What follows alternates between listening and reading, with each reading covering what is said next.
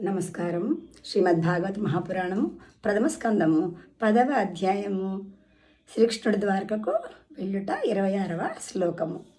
అహో అలం శ్లాఘ్యతమం యథోక్కులం అహో అలం పుణ్యతమం మధోర్వనం యదేష పుంసామృషభః శ్రియపతిః స్వజన్మనా చంక్రమణేన చాంచతి. అహో, ఈ యదువంశము మిగుల శ్లాఘనీయము.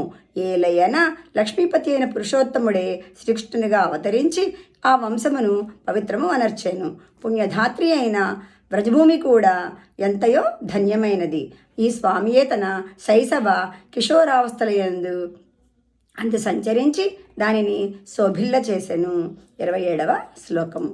అహో బతస్వర్య ససస్తిరస్కరీ కుశస్థలీ పుణ్యయశస్కరీ భువః పశ్యంతి నిత్యం యదనుగ్రహేషు తం స్మితావలోకం స్వపతిం స్మ యత్ప్రజాః. ఆహా, ఏమి ఆశ్చర్యము! శ్రీకృష్ణ నివాసస్థానమొకట వలన ద్వారకానగరము కూడా ఈ భూమండలమునకు మిగుల పవిత్రతను చిరకీర్తిని చేకూర్చినది. ఇది మిక్కిలి ఆనందదాయక విషయము. ఈ నగరము స్వర్గవైభవమును తలదన్నుచు ఈ పృథ్వీ యొక్క కీర్తి ప్రతిష్టలను ఇనుమడింపచేయుచున్నది. ఇచ్చడి ప్రజలు కూడా ఎంతయో భాగ్యశాలురు.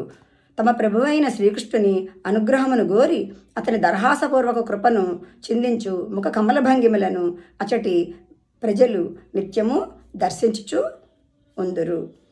28వ శ్లోకం.